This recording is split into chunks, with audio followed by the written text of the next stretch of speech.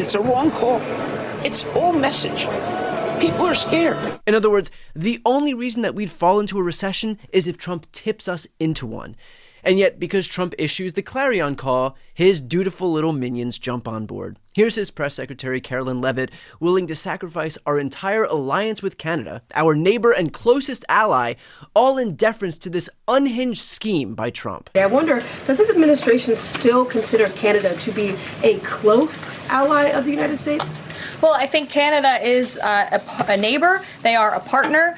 They have always been an ally. Perhaps they are becoming a competitor now. But as the president also laid out in his Truth Social post today, he believes that Canadians would benefit greatly from becoming the 51st state of the United States of America. And I actually looked into some of the research about the cost of living in Canada. And the cost of living is much higher than it is here in the United States of America. The average cost of a home in Canada is much higher.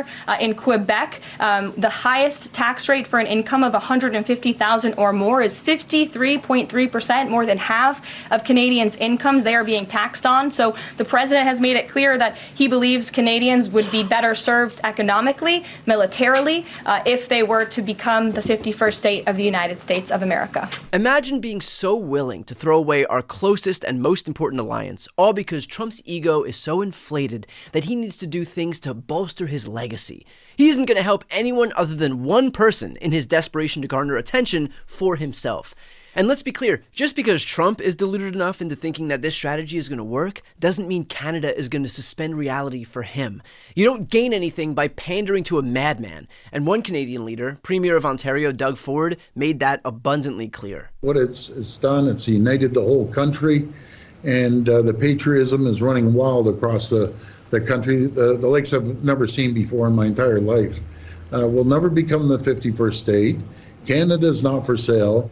And we want a great trading partner. We had the greatest neighbors in the world, the U.S., and it's not the American people. They didn't vote President Trump in on this type of mandate. He had a mandate to lower inflation, lower cost of living, create more jobs, and it's backfired on him. Inflation's going up. Jobs will be lost. He's taking more money out of Americans' pockets. For what reason? We're still trying to figure this out. Let's sit down at the table and negotiate this deal. If there's things he doesn't like, then we sit down and we have a conversation. But just going tit for tat, back and forth, all it does is hurt Americans. In fact, Ford went on to explain what even the Republicans are saying about this behind closed doors. It's not the American people. It's not even the Republicans I speak to. And behind closed doors, all of them are saying, this is crazy what he's doing. And CEOs of the largest Fortune 500 companies are telling him this does not work. Protectionism doesn't work. Do we want a fair deal? Absolutely. And the only way you get a fair deal is by sitting at the table across from each other, and let's hash this out and be stronger together. We have more problems, more foes around the world than we need. We want to focus on our friends. United we stand, divided we fall. And again, we want to be united with our greatest friends and allies. That it's crazy, that everybody knows it's crazy, that elected officials know it's crazy, and business leaders know it's crazy, and CEOs know it's crazy.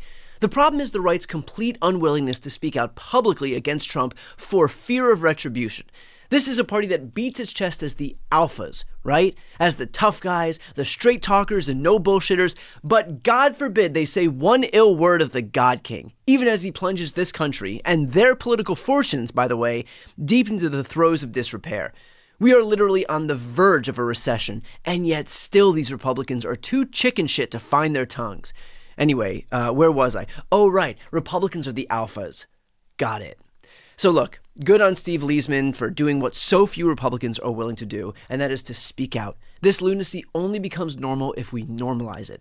I'm not willing to do that. Canada isn't willing to do that. Americans aren't willing to do that. But Republican officials do it at their own peril. And they are going to learn in short order that political gravity does indeed exist. And that if this is the wagon they want to hitch themselves to, that's their prerogative, but it's very likely not going to have the outcome that they're hoping for. Before you go, first, if you enjoyed this content and you want to see more and support independent media, please subscribe to this channel. The subscribe button will be right here on the screen. But second, the reality is that we're now in a political environment where this administration can lean on any of the social media platforms to suppress certain voices if they don't like critical coverage. That means my longevity here is in the hands of a few tech billionaires who are already making it clear that they're willing to cater to this White House. To that end, signing up for my newsletter is a great way for me to be able to reach you directly if that ever becomes necessary. I'll put the link on the screen as well, so please sign up. It's completely free, but there's also an option to do a paid subscription if you'd like to support my work. I really appreciate it. Thanks so much for watching.